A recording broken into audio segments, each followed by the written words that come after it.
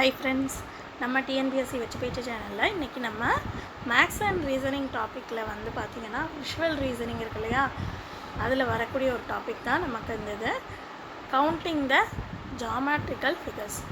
So ஒரு geometrical figures கொடுத்துட்டு அதுலேருந்து ஏதாவது கவுண்ட் பண்ணி இது எத்தனை இருக்குது அப்படின்னு சொல்லிட்டு நமக்கு கொஷின்ஸ் வரும். ஸோ அந்த மாதிரி கேட்கும் பொழுது அதை நம்ம எப்படி ஈஸியாக சால்வ் பண்ணலாம், அதுக்கான ஷார்ட்கட் என்ன, எப்படி ஈஸியாக நம்ம சால்வ் பண்ணலாம் அப்படின்னு சொல்லிட்டு பார்க்கலாம் வாங்க.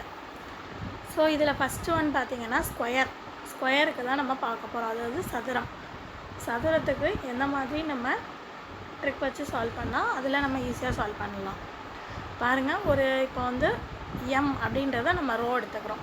ஒரு இதில் ரோன்னா என்னது, இதுதான் ரோன்னு சொல்லுவோம், இதை காலம் அப்படின்னு சொல்லுவோம். ஸோ அந்த ரோ அப்படின்றத நம்ம ஃபஸ்ட்டு எம் அப்படின்னு எடுத்துக்கிறோம். அதேமாரி காலத்தை என்னென்னு எடுத்துக்கிறோம், என் அப்படின்னு எடுத்துக்கிறோம்.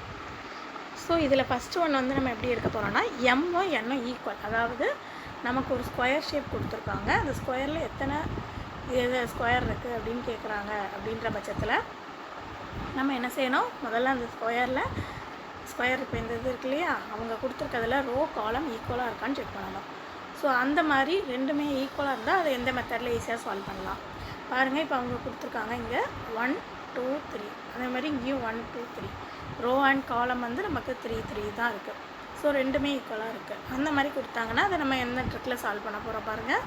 ரோவும் காலமும் ஈக்குவல். அப்போ இதுக்கு என்ன ஷார்ட்கட் யூஸ் பண்ணோம், நமக்கு மொத்தம் எத்தனை ரோ இருக்குது, 3 ரோ. அப்போ first rho square plus second rho square plus third rho square equal to இந்த வேல்யூவை ஆட் பண்ணிங்கன்னா உங்களுக்கு என்ன கிடச்சிரும், டோட்டல் நம்பர் ஆஃப் ஸ்கொயர்ஸ் வந்து கண்டுபிடிக்க சொல்லுவாங்க இல்லையா, அது கிடச்சிரும். ஸோ இப்போ நான் வந்து உங்களுக்கு 3x3 வச்சு கொடுத்துருக்கேன். ஸோ இதேமாதிரி உங்களுக்கு ஸ்கொயர் வந்து 5x4 சரி தான், 10 சரி தான். அதாவது ரோ காலம் ரெண்டுமே ஈக்குவலாக இருந்தால் அதை இந்த மெத்தடில் போட்டால் நமக்கு ஈஸியாக ஆன்சர் வந்துடும்.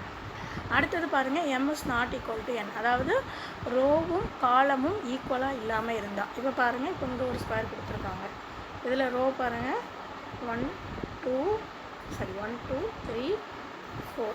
அடுத்தது இங்கே பாருங்கள் 1 2, காலம் வந்து 1 2 3 4 5. ஸோ மொத்தம் நமக்கு வந்து பார்த்திங்கன்னா ரோ 4 ரோ இருக்குது, காலம் வந்து 5 இருக்குது. ஸோ இதில் ரெண்டுமே ஈக்குவலாக இல்லை, அதான் இங்கே கொடுத்துருக்கேன், m is not equal to n. So இந்த மாதிரி ரெண்டு ஈக்குவலாக இல்லாமல் இருக்குதுன்னு பார்த்தீங்கன்னா அப்போ அதுக்கு என்ன செய்யணும் அப்படின்னு பார்த்தீங்கன்னா, நல்லா பார்த்து வச்சுக்கோங்க. இப்போ நமக்கு மொத்தம் 4 ரோ இருக்குது, 5 காலம் இருக்குது. அப்போ பெரிய நம்பர் என்னது, 5. ஸோ இந்த 5லேருந்து நம்ம ஸ்டார்ட் பண்ணி 1 லாஸ்ட் நம்பர் 1ல் நம்ம முடிக்கிறோம். அப்போது இது வந்து நான் உங்களுக்கு 4x5 கொடுத்துருக்கேன். இதேமாதிரி வேறு எந்த நம்பர் கேட்டிங்கனாலும் இதை நீங்கள் இந்த மெத்தடை ஃபாலோ பண்ணிக்கோங்க. ஸோ பெரிய நம்பர் என்னது இங்கே 5. அப்போ அதுலேருந்து அதுக்கு முந்தின நம்பர் என்ன, 4ஆல் மல்டிப்ளை. அடுத்தது 4 இன்ட்டு அதுக்கு முந்தின நம்பர். அடுத்து இங்கே உள்ள 3 எழுதிக்கோங்க, 3க்கு முந்தின நம்பர் 2 இங்கே எழுதிக்கோங்க, அதுக்கு முந்தின நம்பர் 1 வந்துடுச்சா. ஸோ இந்த மாதிரி முடிக்கணும். ஸோ இது எல்லாத்தையும் இப்போ நம்ம மல்டிப்ளை பண்ணி இங்கே எழுதியிருக்குமா, அதை ஆட் பண்ணிங்கன்னா எவ்வளோ, 40 ஸ்கொயர்ஸ். ஸோ ஃபஸ்ட்டு நம்ம பார்த்தது அந்த ரோவும் காலமும் ஈக்குவலாக இருந்தால் என்ன பண்ணணும், இப்போ பார்த்துருக்காது வந்து ரோ காலம் ஈக்குவலாக இல்லாமல் ஒரு ஸ்கொயர் கொடுத்துட்டு அதில் எத்தனை ஸ்கொயர் இருக்குதுன்னு கண்டுபிடிக்க சொன்னாங்கன்னா அதுக்கு இந்த மெத்தடை ஃபாலோ பண்ணிக்கோங்க. அடுத்தது பாருங்கள், ரெக்டாங்கிள்னால் செவ்வகம். ஸோ செவ்வகத்தில் எப்படி கண்டுபிடிக்கணும் அப்படின்னு பார்க்கலாம். ஃபஸ்ட் ஒன் பாருங்கள், அதே மாதிரி தான் நம்ம என்ன செய்ய போகிறோம், அந்த ரோ அண்ட் காலத்தை நம்ம என்ன செஞ்சுக்கிறோம், ஜஸ்ட் அசியூம் பண்ணிக்கிறோம். ரோவை எம்என்னு அசியூம் பண்ணிக்கிறோம், காலத்தை என்னென்னு அசியூம் பண்ணிக்கிறோம். சேம் அதே பேட்டர்ன் இப்போ அந்த எம் அண்ட் என், அதாவது ரோ அண்ட் காலம் வந்து நமக்கு ஈக்குவலாக இருந்துச்சு அப்படின்னா என்ன செய்யணும் அப்படின்னு சொல்லிட்டு பார்க்கலாம். ஃபஸ்ட் ஒன் பாருங்கள், இங்கே 3 காலம் 3 ரோவும் 3. ஸோ ரெண்டுமே ஈக்குவலாக இருக்குது. அப்போ என்ன செய்யணும் பாருங்கள், ரோ மொத்தம் எத்தனை இருக்குது, 1 2 3. இது ரெக்டாங்கிள் கொடுத்தாங்கன்னா என்ன செய்யணும், அது 3ஐயும் ஆட் பண்ணிக்கோங்க. 3ஐயும் ஆட் பண்ணிங்கன்னா என்ன வரும், 6. அதேமாரி காலத்தில் எத்தனை இருக்குது, 3 இருக்குது. அந்த 3ஐயும் தனித்தனியாக ஃபஸ்ட்டு 2 3 3ஐயும் ஆட் பண்ணிக்கோங்க. 2ஐயும் ஆட் பண்ணி ஒரு ஆன்சர் வருது இல்லையா, அந்த 2 ஆன்சரையும் இங்கே 6 இருக்குது, இங்கே 6 இருக்குது. அப்போ அது ரெண்டையும் மல்டிப்ளை பண்ணிங்கன்னா 36. அதான் அப்போ நமக்கு தேவையான ரெக்டாங்கிளோடைய எண்ணிக்கை, அவ்வளோதான். அடுத்தது பாருங்கள், m is not equal to n. அதாவது ரோவும் காலமும் ஈக்குவலாக இல்லாமல் ஒரு ரெக்டாங்கிள் கொடுத்தாங்கன்னா என்ன செய்யணும், அதுக்கு பாருங்கள் இங்கே நமக்கு ரோ எத்தனை, 3 இருக்குது. காலம் பாருங்கள் 1 2 3 4 4. ஸோ ரெண்டுமே ஈக்குவல் கிடையாது. ஸோ இந்த மாதிரி கொடுத்தாங்கன்னா என்ன செய்யணும், சேம் அதே பேட்டர்ன் தான் இங்கே நம்ம முன்னாடி பார்த்தோம் இல்லையா, அதே மாதிரி தான் இங்கே என்ன செய்யணும், ஃபஸ்ட்டு ரோ வந்து மொத்தம் எத்தனை இருக்குது அதை ஆட் பண்ணிக்கோங்க, ஒவ்வொன்றையாக தனித்தனியாக. அதேமாதிரி காலம் எத்தனை இருக்குது, 1 2 3 4 4 காலம் இருக்குது. அப்போ 4 ஆட் பண்ணிக்கோங்க. 2 ஆன்சர் வருது இல்லையா, அந்த 2 ஆன்சரையும் மல்டிப்ளை பண்ணுங்கள். மல்டிப்ளை பண்ணால் கிடைக்கக்கூடியதான் நமக்கு என்னது, தேவையான ரெக்டாங்கிளுடைய எண்ணிக்கை. அவ்வளோதான். அடுத்தது பாருங்கள், இப்போ என்ன செய்ய போகிறோன்னா, to find the number of triangle inside a square or rectangle. ஒரு ஸ்கொயருக்குள்ளே எத்தனை ஸ்கொயர் இருக்குன்றதை முதல்ல பார்த்தோம். அடுத்தது ரெக்டாங்கிள்குள்ளே எத்தனை ரெக்டாங்கிள் இருக்கிறத எப்படி கண்டுபிடிக்கணும்னு பார்த்தோம். இப்போ ஒரு ஸ்கொயரையோ இல்லை ரெக்டாங்கிளையோ கொடுத்துட்டு அதுக்குள்ளே இந்த மாதிரி இப்போ அந்த கோடு இருக்குது பார்த்தீங்களா, அந்த மாதிரி ஒரு ஸ்கொயர் கொடுத்துருக்காங்க, அதுக்குள்ளே இப்படி கோடு கோடாக இருக்குது. ஸோ இந்த மாதிரி எப்படினாலும் அவங்க கோடு கொடுக்கலாம். கொடுத்துட்டு அது வந்து ஸ்கொயராகவோ ரெக்டாங்கிளாகவோ எது வேணாலும் கொடுத்துட்டு அதுக்குள்ளே கண்டுபிடிக்க சொல்லுவாங்க, எத்தனை ட்ரையாங்கிள் இருக்குதுன்னு கண்டுபிடிக்க சொல்லுவாங்க. ஸோ அந்த மாதிரி கொடுத்தாங்கன்னா என்ன செய்யணும், ஒன்றுமே இல்லை, ஜஸ்ட்டு அவங்க கொடுத்துருக்கதில் நமக்கு ஒரு யூனிக் ட்ரையாங்கிள் அப்படின்றது இதுக்குள்ளே பார்க்கும்பொழுதே தெரியும். அது ஸ்கொயராக இருந்தாலும் சரி, ரெக்டாங்கிளாக இருந்தாலும் சரி, அவங்க எப்படி கொடுத்துருந்தாலும் அதில் எப்படி யூனிக் ட்ரையாங்கிள்னால் இந்த இருக்குது பார்த்தீங்களா. இப்போ இந்த இதில் பாருங்கள், ஃபஸ்ட்டு இந்த 1ன்றது இந்த இது தனியாக தெரியுதா, அதுதான் இங்கே வரைஞ்சி காமிச்சிருக்கேன். அடுத்து 2 இந்த தனியாக தெரியுதா, இதுதான் யூனிக் ட்ரையாங்கிள். ஸோ இந்த மாதிரி எத்தனை தெரியுது பாருங்கள், 1 2 3 4 5 6 7 8. அப்போ யூனிக்காக தெரிகிறது, தனித்தனியாக தெரிகிறது ட்ரையாங்கிள் நமக்கு பார்த்தோன்னே தெரிகிறது மொத்தம் 8. ஸோ இந்த மாதிரி ஸ்கொயராக ரெக்டாங்கிள் கொடுத்தாங்கன்னா அந்த யூனிக் ட்ரையாங்கிள் எத்தனையோ அது கூட நம்ம என்ன செஞ்சாலும் ஜஸ்ட்டு 2ஆல் மல்டிப்ளை பண்ணால் போதும். மல்டிப்ளை பண்ணால் எவ்வளவு 16. அப்போ 16 ட்ரையாங்கிள் இதில் இருக்குது. அவ்வளோதான். அடுத்தது பாருங்கள், counting the number of triangle in figures formed by successive joining individual square. இப்போ நம்ம ஒரு ஸ்கொயருக்கு மட்டும் இங்கே தனியாக கொடுத்தாங்கன்னா எப்படின்னு பார்த்தோம் இல்லையா. இப்போ அதே இது ஒரு ஸ்கொயரோ இல்லை 2 ஸ்கொயரோ, ஃபஸ்ட்டு வந்து ஒரு ஸ்கொயர் பார்த்தா இப்போ இங்கே 2 ஸ்கொயரோ இல்லை 2 ரெக்டாங்கிளோ இல்லை 3 ரெக்டாங்கிளோ இல்லை 3 ஸ்கொயரோ, அந்த மாதிரி அதிகமாக ஒன்று இல்லாமல் அதுக்கு அதிகமாக இருக்கக்கூடியது. அந்த மாதிரி இருக்கும் பொழுது அதை நம்ம எப்படி ஈஸியாக அதில் உள்ள ட்ரையாங்கிளை கண்டுபிடிக்கணும். அதாவது இது வந்து ஒன்றும் இல்லை, ஈஸி தான். இப்போ தனித்தனியாக அந்த 2 ஸ்கொயருக்கு நம்ம கண்டுபிடிக்க தெரியும் இல்லையா. ஃபஸ்ட்டு இந்த ஸ்கொயருக்கு என்ன செய்வோம், நமக்கு யூனிக் ட்ரையாங்கிள் எவ்வளோ இருக்குதுன்னு பார்த்துக்கோங்க. அதே மாதிரி இந்த இதுக்கும் பாருங்கள், யூனிக் ட்ரையாங்கிள் எத்தனை இருக்குது இதை நம்ம செக் பண்ணிக்கோங்க ஃபஸ்ட்டு. ஸோ செக் பண்ணியாச்சு, மொத்தமாக நமக்கு 8 8 2 இருக்குது. ஸோ இதை என்ன செய்வோம், 2ஆல் மல்டிப்ளை பண்ணுவோம். இதில் உள்ள யூனிட் ட்ரையாங்கிளையும் 2ஆல் மல்டிப்ளை பண்ணுவோம். ஸோ 16 + 16 கிடைக்குது. அதை ஆட் பண்ணிங்கன்னா எவ்வளவு 32. ஸோ அதை தான் இங்கே நான் போட்டிருக்கேன் உங்களுக்கு. ஸோ ஆட் பண்ணி போட்டாச்சு. இதுக்கப்புறம் என்ன செய்யணும்னா, இது வரைக்கும் உள்ளது நார்மல். 2 இதுக்கும் நம்ம ஸ்கொயருக்கு எப்படி கண்டுபிடிக்கணுன்றதை ஃபஸ்ட்டே பார்த்தோம் இல்லையா. ஸோ அந்த வேல்யூ நம்ம கண்டுபிடிச்சாச்சு தனித்தனியாக. ஆனால் இங்கே நமக்கு 2 ஸ்கொயராக என்ன ஆகுது, ஜாயின் ஆகுது. அப்போ அந்த ஜாயின் ஆகக்கூடிய இடம் வந்தா இருக்குது பாருங்கள், இந்த இடத்துல அந்த ஸ்கொயர் அப்படின்றது 2 இடத்துலையும் ஜாயின் ஆகுதா. அந்த ஜாயின் ஆகக்கூடிய இடத்த நம்ம என்னென்னு சொல்லுவோம், கனெக்ஷன் பாயிண்ட். அப்போ அந்த கனெக்ஷன் பாயிண்ட் இருக்கு இல்லையா, எத்தனை பாயிண்ட் இருக்குது, இங்கே 2 இடத்துல கனெக்ட் ஆகுது. இந்த ஃபஸ்ட்டு ஸ்கொயரும் ரெண்டாவது ஸ்கொயரும் இந்த 2 இடத்துல கனெக்ட் ஆகுது. அப்போது கனெக்ஷன் ஆகக்கூடிய பாயிண்ட் வந்து இங்கே எத்தனை, நமக்கு 2. அந்த 2 நம்ம வந்திருக்க ஆன்சர் கூட ஆட் பண்ணோம்னா முடிஞ்சுது, அவ்வளோதான். இங்கே 2 பாயிண்ட்னால 2 ஆட் பண்ணணும். இதே இது 3 ஸ்கொயர் இன்கேஸ் கொடுத்துருக்காங்கன்னா, இப்போ இந்த இடத்துல இன்னொரு ஸ்கொயர் வருதுன்னு வைங்க, அப்போ இங்கே இன்னும் 2 பாயிண்ட் வரும், அப்போ 4 பாயிண்ட் வரும். அப்போ 4 ஆட் பண்ணணும். ஸோ அவ்வளோதான். மொத்தம் எத்தனை பாயிண்ட் கனெக்ட் ஆகுதோ அந்த பாயிண்ட்டை மட்டும் நம்ம ஆட் பண்ணால் போதும். அதுதான் இப்போ நான் அடுத்து கொடுத்துருக்கேன் பாருங்கள். இப்போ 3 ஸ்கொயர் வச்சுருக்காங்க. ஸோ இந்த மாதிரி கொடுத்தாங்கன்னா என்ன செய்யணும், நீங்களே ட்ரை பண்ணி பாருங்கள். முதல்ல யூனிட் ட்ரையாங்கிள் ஒவ்வொரு இதுலேயும் எத்தனை இருக்குதுன்னு பாருங்கள். இதில் 4, இதில் 4, இதில் 4 இருக்குது. அப்போ என்ன செய்வோம், எல்லாத்தையும் இங்கே 4னா × 2, அதேமாதிரி இங்கேயும் 2, இங்கேயும் 2, இங்கேயும் 2, 4ஆல் 2 மல்டிப்ளை பண்ணுவோம். மல்டிப்ளை பண்ணால் 8 + 8 + 8 கிடச்சிரும். அடுத்தது நம்ம என்ன செய்யணும், ஃபஸ்ட்டு இதுக்கு முந்தின இதில் பார்த்தோம் இல்லையா, அதுமாதிரி கனெக்ஷன் பாயிண்ட் பார்க்கணும். ஸோ கனெக்ஷன் பாயிண்ட்டு இந்த இதில் ஃபஸ்ட்டு இந்த 2லேயும் இந்த 2 இடத்துல கனெக்ட் ஆகுது. அடுத்து இந்த 2 ஸ்கொயரும் இந்த 2 இடத்துல கனெக்ட் ஆகுது. அப்போ இங்கே கனெக்ஷன் பாயிண்ட்டு மொத்தம் 4. அப்போ வரக்கூடிய ஆன்சர் நமக்கு 24 கூட என்ன செய்யணும், 4 ஆட் பண்ணணும். ஆட் பண்ணோன்னா நமக்கு ஆன்சர் எவ்வளவு 28. அவ்வளோதான். இதுக்கப்புறம் நம்ம பார்க்கக்கூடிய ஷேப் வந்து ட்ரையாங்கிள்.